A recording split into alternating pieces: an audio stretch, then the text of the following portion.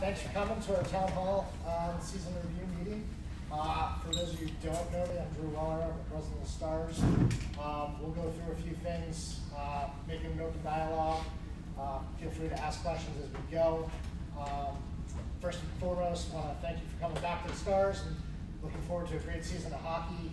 Hopefully we'll get past this little hump on the COVID uptick, but you know, the leagues are all in, they're playing full force.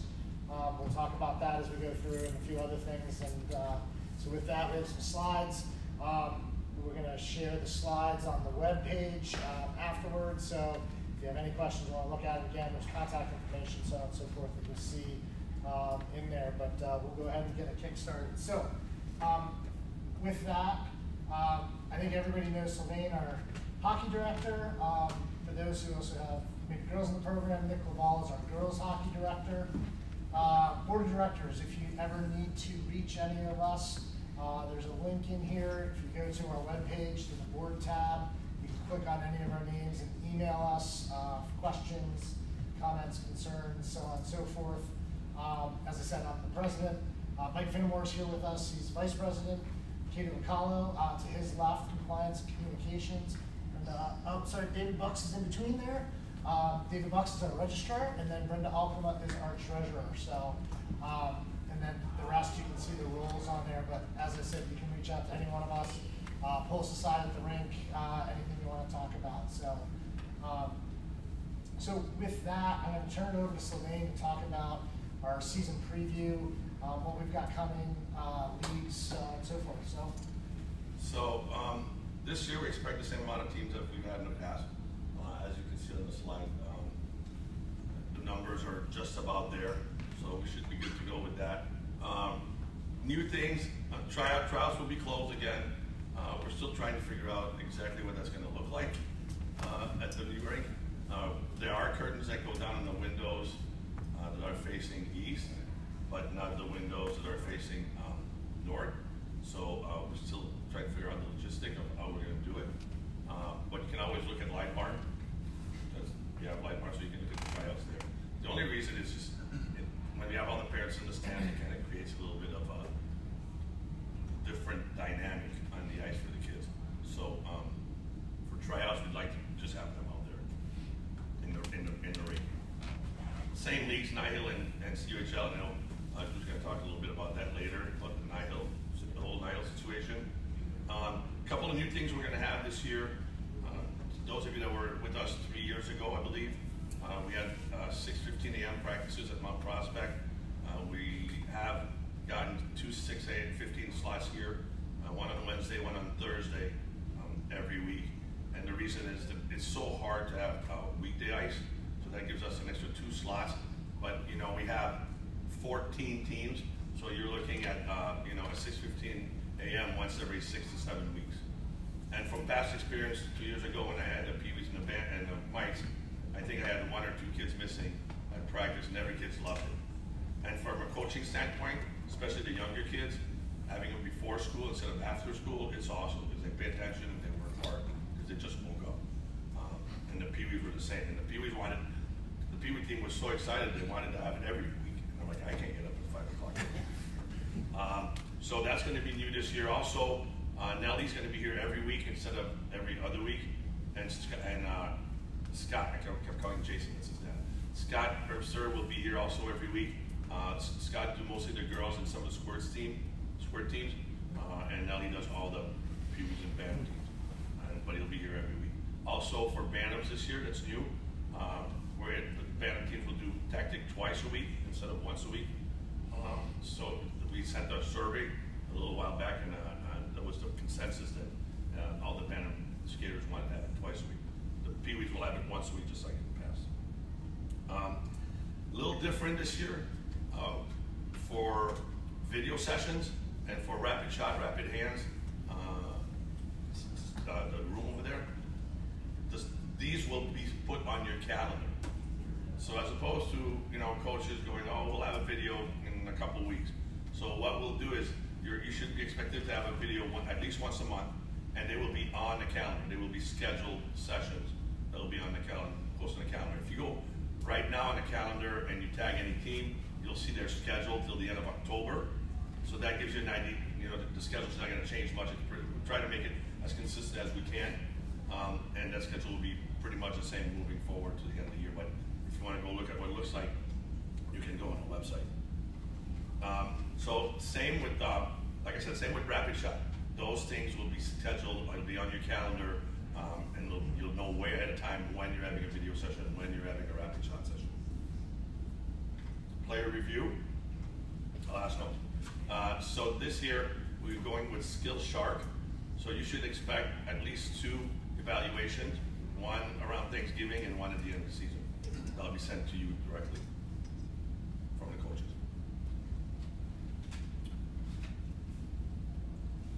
These are all the coach, yes? Goalie development? Goalie development. So we have been working around trying to find the best option. And we're going back with Dean, but we told Dean that he had to hire somebody else so that there was more coverage. We want more coverage at practices, more coverage at game. So you should expect, besides the Monday night clinics, you should expect to see him more, or see somebody from his staff more throughout the season at practices and games. And then we're going to try to also, through the schedule, because I'm not sure what time, what's what right now, as far as it's on the calendar for tactic, but if your goalie clinic is at the same time as a squirt tactic, we'll try to figure it out so you can go with a different group if the goalie shoots tactic. Because that's always been a problem. So we're going to try to make sure this year that the goalies have the option to go into tactic. It might be right after your clinic as opposed to before, depending on the time. Quick question about the tactic is twice a week for bantams. Does that mean less ice time, or are we just meeting more times? No, same. Okay. Same amount of ice time. Okay. And it should work schedule-wise, right? It would be tactic then ice, or ice then tactic. Correct. Okay. So you should expect four touches every week on the ice, and then for the bantams, two tactic touches too. So all the coaching staff. Do you have any questions on the coaching staff? What? All right. So coaching expectations. We talked about this. We've been talking about this with the board and the coaching committee, and try to make it clearer to the parents, the coaches, and the kids exactly what's expected from everybody as an organization, as a family. What should we expect from everybody?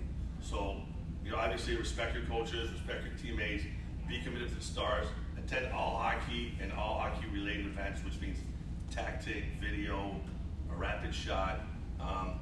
This is a travel program, so ice is earned, not just given.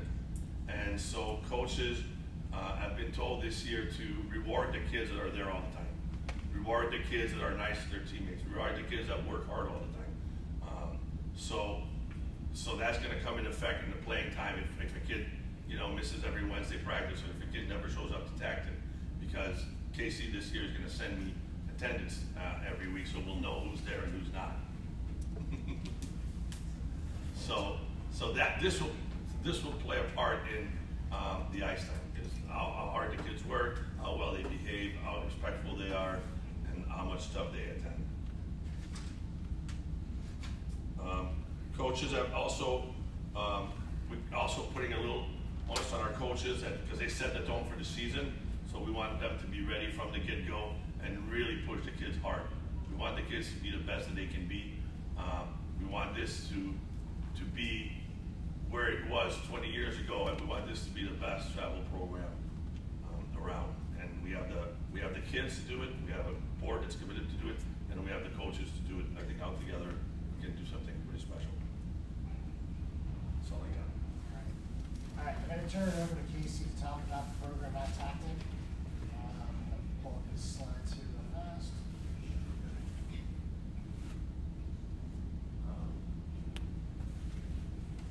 Yeah, so those that don't know me, I'm Casey. I own Tactic Sports Performance. Now if you haven't been there, we're a stone's throw over the railroad tracks on Elmdale, a little bit closer. I'm excited that we're actually going to be in the full facility for the whole year this year, which is a big uptick for us as far as what we're capable of doing with the athletes. Biggest change this year is that obviously bantam's going to go twice a week.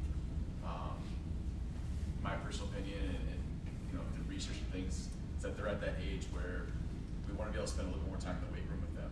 Not so much as overloading them too much with anything, but giving them the proper stress to induce some changes. They're at the age where they're hitting a lot more.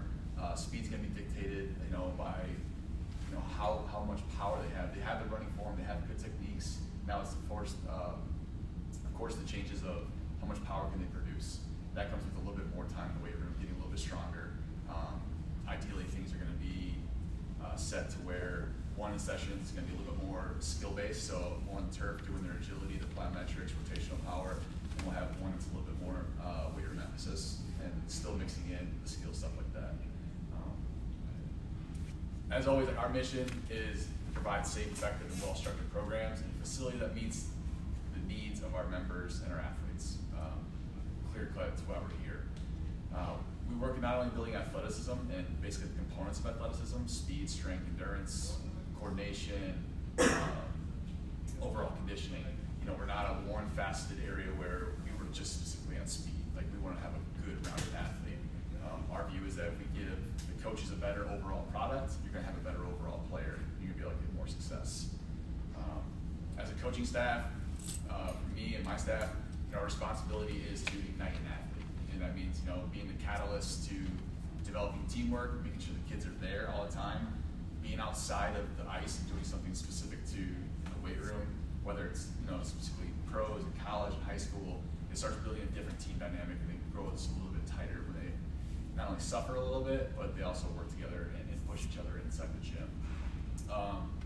Pushing them to be competitive each and every session, right? It's going to push them on the ice. It's going to make them want to actually be there and perform, and then just be a better version of themselves every day. We're big on the community aspect, big on developing them as people and young men and women to become a little bit better. And overall, our success in that has been pretty awesome as far as the kids that have left our program out of college or going into juniors or playing at Arizona State. We've got a couple kids in college that are just awesome individuals. We can only achieve this by working towards getting the willingness to buy into our program. That makes sure that that's our problem, is to make sure that when they're there, they're enjoying it to where they want to come back and they want to participate and they want to actually put the work in without us having to actually tell them and force them to do it. It takes time, it takes repetition, it takes you guys actually getting them to us, frequently, and that's our job to develop that.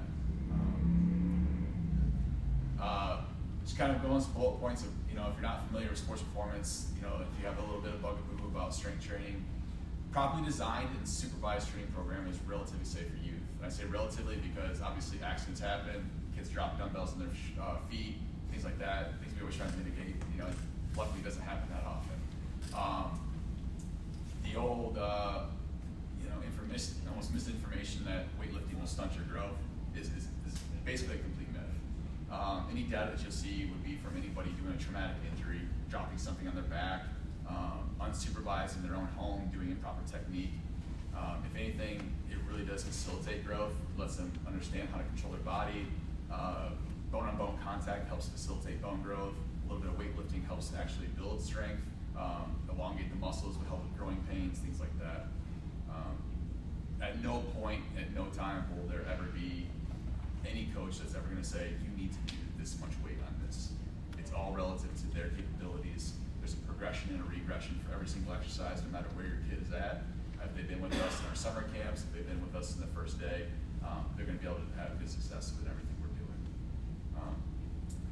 Weight training and just the sports performance in general develops, motor recruitment and coordination, being able to call upon their brain, get that brain-body connection, being able to have a little bit more power, muscular strength, power, and other key performance areas, conditioning, all that good stuff. Big thing, increased resistance to sports injuries. Main ones obviously being groin, hip, lower back, obliques, things like that for hockey. We're going to expose them to movements and add a little bit more ballistic nature than they would at a younger age to mimic what they're going to experience in the game, if not improve on it. Assisted growth, not stunt the growth. Improve the psychological and psychosocial well-being of youth. I think that's a big point. A caveat to what we are doing now in the state of what we live in. We give them a little bit, another opportunity to get outside the house and get outside and do something physical. Healthy lifestyle, promote and develop healthy lifelong exercise habits. That's another kind of secondary thing that comes with being in the weight room is hopefully it sticks for life and they get to be healthy all the way through. The weight room really is a good place to develop structure, team building, leadership development, self-confidence. We're going to put the kids in opportunities to be leaders, make them a little bit better on the ice, and then build that team camaraderie like I was talking about. One more. For Pee-wees, the basic thing with any level is just, ideally is the level of intensity that's going to be there, the level of demand, level of expectations as they get older. Each session is 45 minutes, no matter what range we're at right now. There's always going to be initial dynamic warm-up, mobility training, and a little bit of central nervous system activation. The first portion is usually our movement and skill training. With the Pee-wees, we're going to be doing a little bit more resisted acceleration to help increase their speed, increase their power output. They'll be doing a little bit more advanced plyometric exercises, stretch shortening cycles, ability to absorb and then reproduce force quickly. As in you're running, you don't hit that ground and produce quick off or push off the ground quickly. That's done through the weight room and then through a lot of plyometric training and sprinting. More advanced rotational power drills, like I talked about, getting a little bit better shot speed, more emphasis on proper cutting angles, being able to accelerate, decelerate properly, being able to stop in a good position to produce power coming out will help create separation or help get to that puck a little bit faster than the opponent. With Pee-wees, we'll obviously be doing introduction to foundational compound movements, not necessarily always in the weight room with barbells. Maybe be doing goblet squats with dumbbells, medicine balls, stuff like that. And then we'll be a little bit more sport specific into hockey versus the squirts where it's more understanding the body movements. It'll be really directed towards hockey at that level for sure. For the bantams, like I said, we're going to try and split it in 2 days. We're going to mix it in a little bit just in case an athlete can't come on a certain day. They're not getting just skill work on one day. We're going to make sure it's mixed in appropriately. Higher intensity and increased demand from coaches. It's going to be a little bit more increased on the cardiovascular side. They're going to huff and puff. They're going to be sore. It's what's going to be expected. It's what's going to happen, especially starting out. Expect them to be sore since if they haven't been in the weight room, it's just that natural, adaptation phase in the first 2 weeks. They'll work out of it. It's not nothing that's going to injure them at all. Sore is okay. Pain is bad. If there's any pain, that's something that we need to know about and fix right away. Advanced rotational power drills, more emphasis on power per cutting angles. Same thing. It's just going to be a little bit more intense. The weight room side of it, like I said, it gives us more time to adequately stress them and induce changes such as strength, power, and speed. They're going to be total body sessions so that they're not repeated on each day. There'll be a proper balance of lower body, upper body, core, injury resistance movements each session so that we're not emphasizing lower body 1 week, upper body 1 week, so we can maximize the amount of time that we have. And advanced medicine ball exercises that are going to substitute for the power lifts. Our facility is really big on the Olympic lifts, power cleans, snatch, split jerks, things like this that involve really fast ballistic movements. Instead of hang cleans, we may introduce it to them slowly. So by October, they may start trying to do a really light 35-pound dumbbell or barbell. But in the meantime, we're going to start learning how to do it by using medicine balls, and you can replicate basically everything through that. Ideally, like I said, we just want to give you guys a better product. I think at the bantam level, we want to have very competitive teams. And I think with the state of everybody and how competitive all these clubs are, it's the one area that we can improve on that hopefully or maybe not everyone else is doing, give us a little bit more of a competitive edge. And I think the kids will respond well to it, being able to get in the weight room. It seems like every year it's, can we get in the weight room? Can we touch this? Can we do that? So just give them a little bit of taste and a little bit more time in it. I'm confident that the results are going to be fantastic from that. That's all I got. Thanks. Any questions for Casey on the program that we'll be running this year? No, a couple notes, sorry. If no one's been to the facility, I'll send out a map, like a screenshot, and I'll write. If you guys can make sure when you pick up or drop off, enter from the north side and then come out that little U-shaped and exit. That way it's just a little bit better flow. Please do not park in front of the door. Just a safety thing with kids coming in and out. Some of them just take off and run across the street, so we always got to make sure of that. Pull into a parking spot. Try not to let them bring the bags in unless you absolutely have to. It's fine. We have a place to store them, but it just makes it a little bit easier getting in and out with people transferring, classes leaving, classes entering. And then lastly, please do not tailgate the parking lot. That's all. That's all we got. Thanks, Casey. You can do that at the rate. Yeah. We're Glenview. All right. Yeah, right. Well, thanks, Casey. Appreciate it. Yeah, always. Go back to your tea time. Thanks, guys. All right. Now I'm going to turn it over to Vice President Moore. Mike's going to talk about Nihil. I know everybody has probably heard about some of the ongoings between Central States and Nihil. So Mike will provide an update and some information on that. All right, thanks, Drew. Real quick, all of our teams this year at the AA level, so this is Squirt, Pee Wee, and Bantam, will compete in the Premier Select, or attempt to compete in the Premier Select League in Nihil. This is, it's no different. It's a seeding league.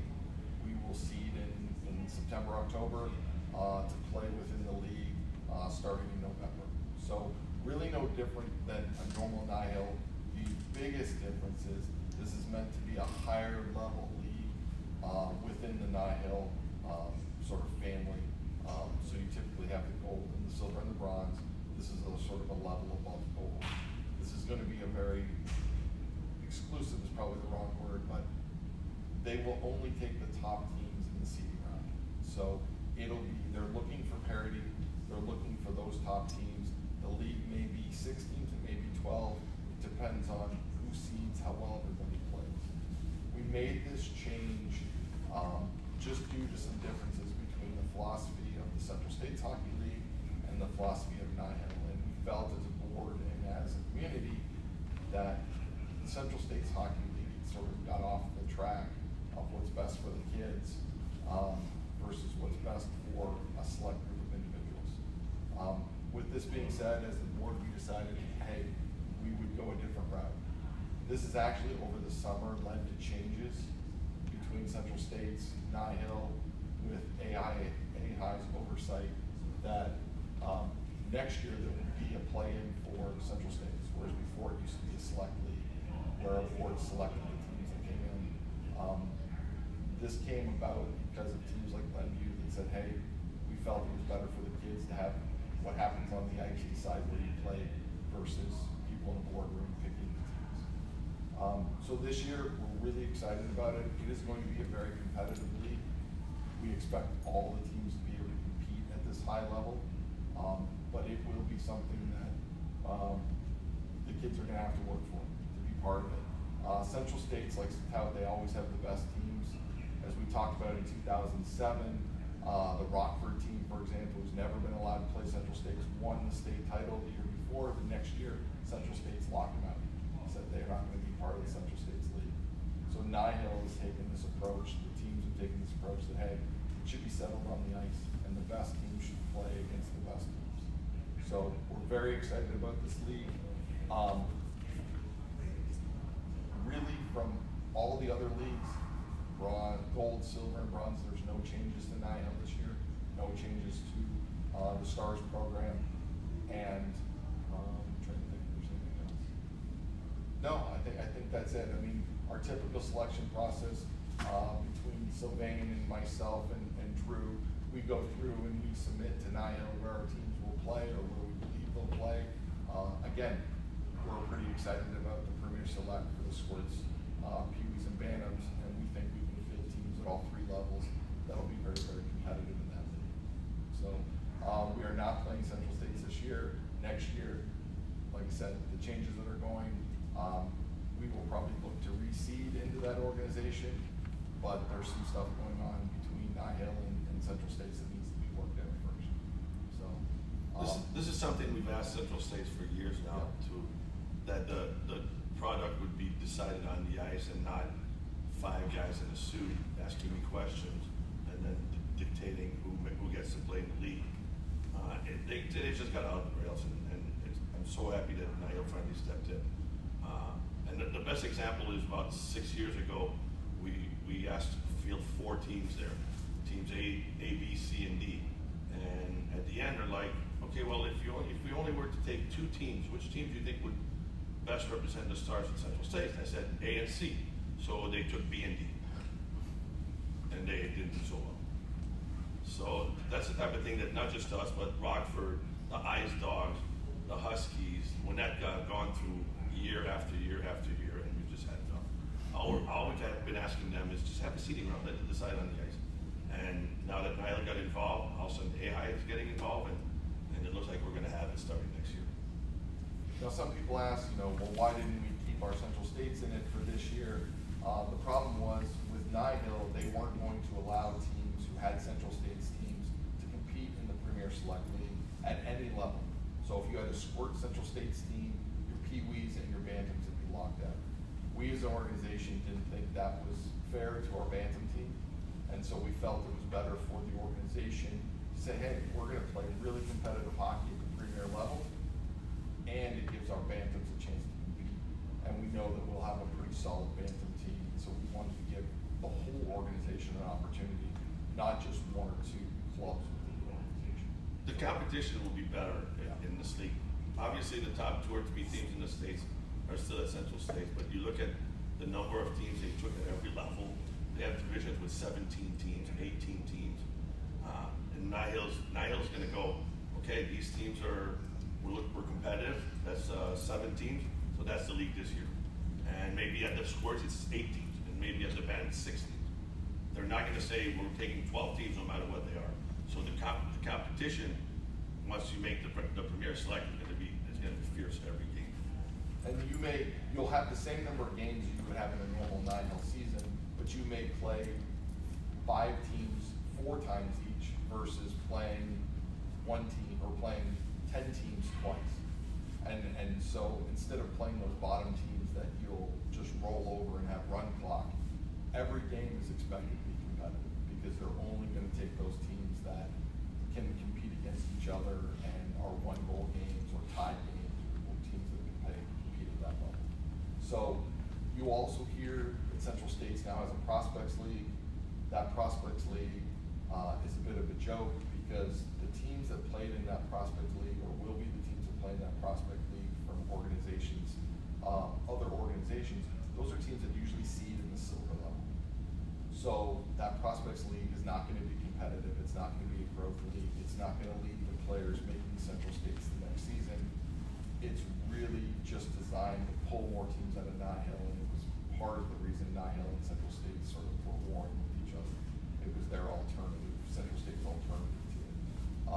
The Prospects League and the Gold Elite League within Nihil will be far more competitive than the Prospects League. And so that's the approach that we've taken, because we think at the end of the day it's better for the kids, and then that's really what it's all about, is the kids to have fun and grow and learn, and that was not the goal of the Central States group. So that's why we've made this change. Like I said, we're very excited about it. We think it's going to be a great season, and Nihil's put a lot of effort behind it to make it successful. And any questions about that? If there are any Mike parents left over, Mike's don't change at all. Mike's are the same. For Squirts, Pee-wees, and Bams, we're going to play in the new league. Do you guys know what clubs have committed to Nihil Select? I'll rattle off a few off the top of my head. Winnetka, Northbrook, the Ice Dogs on Vernon Hills, the Huskies, the Admirals, Rockford, Peoria, Stallions, the Irish. There's a number more, but I would say those are probably the clubs that we tend to run into the most across the elite and gold levels. When you say something at that level, those generally have been the clubs along with us have been leading the charge to get change at the Central States level, so that there is that fair and equal opportunity. So there's certainly more clubs than that, but there was, I would say, Juliet's in there as well. So but there are. Nihil sent a survey asking if you were going to put a team or try to put a team in Premier Select, and at every level there's at least 12 organizations that said they would do that. And there's actually hopefully it'll pass. I think it will, but the girls AAA clubs at the Pee Wee So all 4 organizations of AAA girls may actually post a team as well in the Premier Select Division for the 09s, and they're extremely competitive. Those teams, most boys teams don't want to play the girls AAA teams because they're that good. So there's 4 more teams that weren't in the initial discussion who have now petitioned to be in, and they're usually tiered in the elite or the gold division as well within 9. So we anticipate it'll be a very competitive league, and those girls AAA teams are never selected for some reason. So they're sort of shut out of that. This gives them an opportunity to compete against the boys as well. So ultimately, like I said, it'll be settled on the ice. Doesn't mean we're going to get a Premier Select team. We have to play to qualify, but ultimately we think this is the best approach for the organization. Any other questions? All right, well, certainly feel free to ask any of us these questions if they pop up later. I'll turn it over to Brenda to talk about season fees and payments. Yeah, so the board and the organization endeavored to keep fees flat over last year with the exception of bantams. There was a slight pass-through for the twice-a-week tactic that changed that fee a little bit. As with prior years, jerseys and shells are separate, as is slush. Mike will talk about it later. Shells from last year, if you purchase one, there's a new shell this year that might allow your skater to actually skate in them, just material fabric. So next slide. First payment is due upon your player being rostered, and then you have the option to set up the payment plan either all at once or you can do it over 4 payments. We know the credit card fees are high. I'm still working. Glenview State Bank, where our relationship was purchased by BUC over the weekend. They now have Zelle. I'm trying to get Zelle as a payment option. Currently they're saying no, but they're trying to get an exception for us being a not-for-profit to be able to accept payments via Zelle. So we know it's not as frictionless as we would like and you would like, but we're working on other options for accepting payments. For travel hockey, if payments aren't received on time, we run the risk of the player being asked to leave the ice. We know that situations arise, so if something's going on, just communicate with me or Drew. Those situations are handled only on a need-to-know basis. They're very discreet, so if something comes up and you need to just talk to us about payments, just please don't hesitate to reach out to us. As with prior years, there's multiplayer discounts that are noted on the slide. $225 for the second player, and then half off the lowest fee for the third player, I guess, wherever that player, what level they are. So, any questions?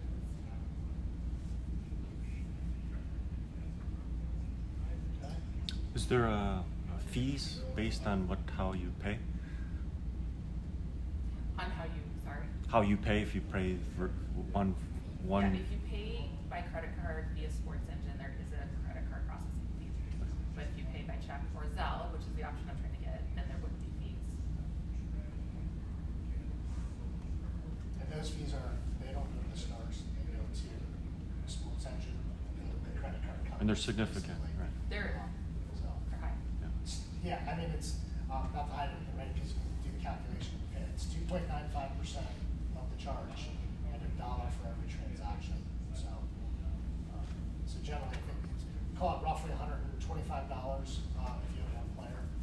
So, based off that, it's a little bit lower, obviously, for lights, since our fees are lower, but roughly, that's what it roughly works out to be. All right, with that, Mike's going to talk about uniforms. All right, any Mike parents? All right, actually, since we're filming it, I'll just throw it out anyways. For Mikes, if you have jerseys, you don't need to change them. For new Mikes, you are going to get a different jersey this year. It's a reversible jersey. So one jersey, keep costs kind of under control. It mimics the old jerseys. If you have old jerseys, you don't need to buy new ones this year. But we are going to move away from the 2 jerseys for the Mikes to a 1 jersey. Again, white helmet for the Mikes and navy blue pants. Or if you want to buy a navy shell, if you have different colored pants, you can do that as well. But that's the uniform for the Mikes. Squirts, peewees, and bantams, jerseys home and away. Shells, again, as was mentioned, if you had shells last year, they were a heavier material. Some of the kids didn't really like them. This year we've changed materials, so if you want to go to a lighter material, you can order a new shell. And then, of course, white helmets for all the players. If you need replacement belts for your shells, because your son or daughter has broken their belt, they have them in the offensive zone for no charge.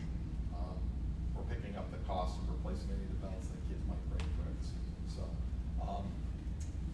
all players must have warm-ups, so that's the jacket and the pants. Those can again be purchased in the offensive zone as well. So again, that's to have everybody look like a team. When we go to tournaments, when we go to games, we want the kids wearing their warm-ups, their jacket, and their pants. Home and away socks. Parents do not need to buy the first pair of socks for home or away. Those are included in your fees. The manager will pass those out at the beginning of the season once they come in. If you need replacement socks, those will be available in the offensive zone. And the last piece that we don't have up there is helmet stickers. Those will be available through your manager once the teams are put together. Then we get the list of numbers and we'll put the helmet stickers together. Ultimately, we're going to try to move replacement stickers down to the offensive zone as well. So if you need the star stickers for the sides or the front, or numbers for the back, the second, third, fourth set you might need will be down in the offensive zone. That's it. Take a look if you haven't been fitted or you need to be fitted. We have fittings today till 2, and then on Tuesday as well. We'd like to get everybody who needs it through the fittings now so that we can get shells and jerseys ordered that are needed sooner than later so that we have them for the season. As some of you have been around for a while and can know, if you order late or if there's problems, you might not get your jerseys until the season's already started. So we're trying to avoid that as much as we can. So if you have any questions about that, talk to the offensive zone. All the fittings being done by them, and they're driving that process. But if you have any questions, you can always reach out to me, and I'll get you the information that you need. Any questions? Forms? Yeah. I'm just looking at that small line underneath. So they won't take them after practice? That's what I was. Which one? At least no post practice. I can see the realistic yeah. reason why, but Because they stink, I think. Yeah. I think they don't want kids trying on sweaty. They're all sweaty and then coming in and trying on their clean try-on jerseys. So I think that's what they're trying to avoid. Or dry them really good before you take them in. Any other questions? Because we have not mandated the warm-ups last year with everything going on with COVID. We didn't know we were having a season. We're going back to that policy. Just again, we want the kids to look like a team. We want them to feel like a team, and that's the way you do it is to start with warm-ups and showing up to the rink, as a unified unit. So if you have any questions on that, let me know. But that's one of the things that was sort of being brought back post-COVID. All right. Unless there's any other questions, we'll segue into COVID. I will turn it over to Katie to discuss our COVID-19 policies. Hi, my name is Katie Locallo. I'm a parent of a mite and a squirt, so I don't know a lot of you, so it's nice to meet you. Hopefully I don't have to talk to you this season. I am the COVID person for the board, so if you have a COVID situation that you report to Coach Sylvain calls me, and then you have to talk to me, and we go through a series of discussion and figuring out what we need to do. So just want to go over our protocols. Obviously everything's subject to change, but they are published on our website already. Key thing for the season, if your player's sick, please keep them home. If they come in, it just sets down a trickle effect. So keep them home if they don't feel well. In terms of rules on masking and all those other things, it's going to vary rink by rink, and we expect that to change throughout the season. So I can tell you what we have for Glenview, which is likely going to change on Monday, but all participants age 18 and under have to wear a face covering or a bubble, and I think beginning Monday, regardless of vaccination status, everybody in the rink is going to have to be in a face covering. So again, we'll monitor this. In terms of when we go to play games at places, parents should look on the website. Every rink that I'm aware of has their COVID protocols up. You'll probably also receive that information from your team manager, so you're expected to comply with each rink or each facility, training facility or otherwise that we go to. A few other important things to help keep our players on the ice. If your player is awaiting the results of a COVID test, do not send them to anything related to the Stars until you know the results of that test results. Don't assume that they're negative.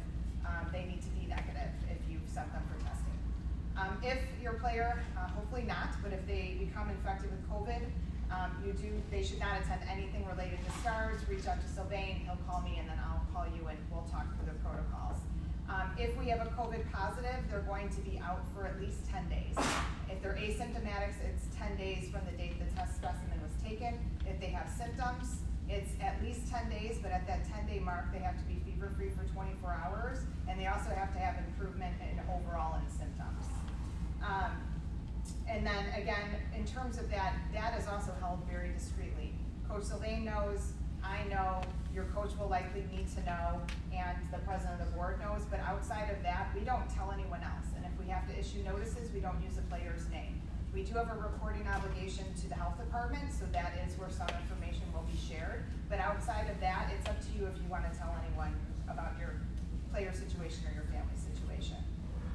We may have a situation with a close contact, which means that one of our players has come into close contact with a COVID positive case, which would initiate a quarantine protocol if they are close contacts. In terms of that, last year our close contact protocol was 10 days out for close contacts, and you couldn't test out.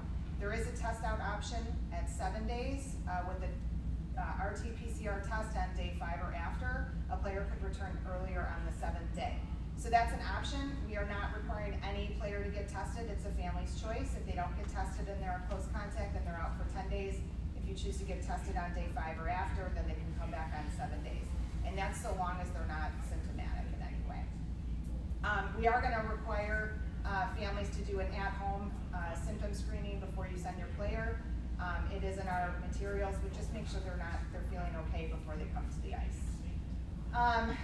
In terms of, just one other point on the close contact schools, some schools that are doing testing, there's what's called the test to stay protocol, where a close contact can test on day 1, 3, 5, and 7 and be able to stay in school so long as they've been consistent mask usage. That is only available in the school setting. It is not available outside of that. So I know it's frustrating that your player may have to sit out that long, but we cannot follow that protocol. It hasn't been allowed outside of the school setting, so we just wanted to make everyone aware of that. And the other thing that I want to touch on is travel guidance. As of right now, for suburban Cook County, which we're in, it's only recommended for test and quarantine following travel to certain states, pretty much the entire United States right now, if you're unvaccinated. From a STARS organization at this point in time, we're a travel hockey association. We are planning to travel this year, and so we are not implementing test or quarantine protocols for travel.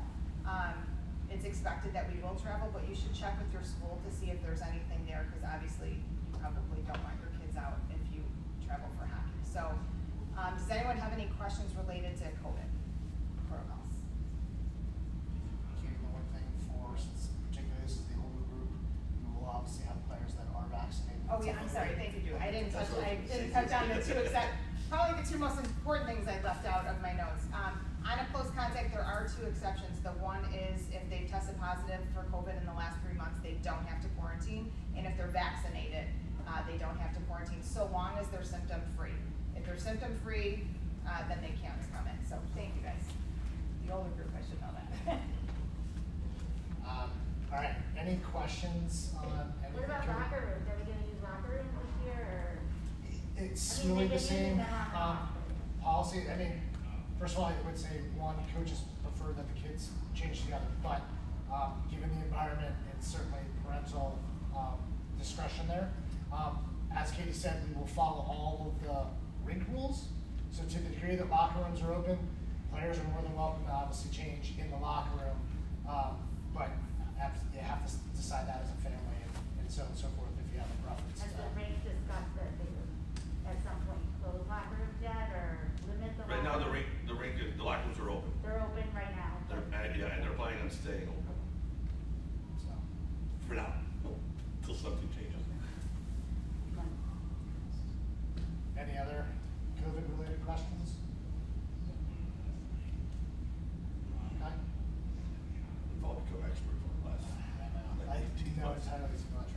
Last couple quick things.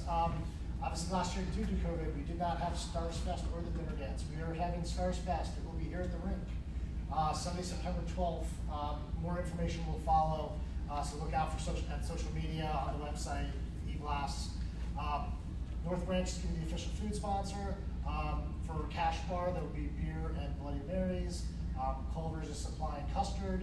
Games, music, more fun. There'll be open ice for the kids to go out and skate. There'll be a bunch of practice time set up kind of around Stars Fest to try and get everybody here to the rink for that. So hopefully everybody can make it. And then the second thing is we'll bring the dinner dance back. All of you as veteran parents, but if there's anybody new, it's our kind of end of season social. The Stars pay for food, give you a couple drink tickets. It looks like it'll probably be the first weekend of February. We're working to lock down the date and the location. But as usual, we'll expect teams and team managers will organize this.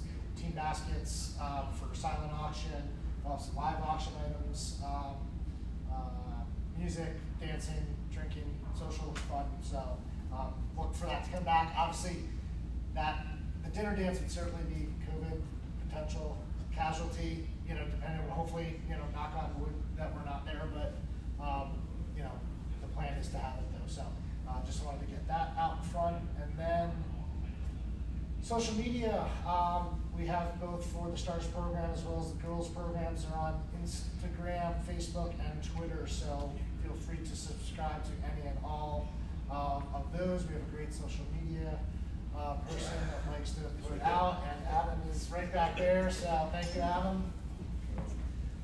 And then last but not least, for any of you who know any local businesses, companies, etc., that might want to sponsor a Stars team, please let us know. We'll put you in touch. Wiggly Tails is missing, they just signed up. But Tactic, Casey was here earlier. Norm Janis, some of you know Norm. He's on the ice right now. He's our Bantam A2 coach. Culver's, UC Bank, so we're looking to sign up more as well. So anybody who has, anybody who would like to sponsor the Stars, at certain levels you're going to get, they'll get to pick a team and put helmet stickers on. So like again, Tactic has already signed up and they're taking the Bantam AA team.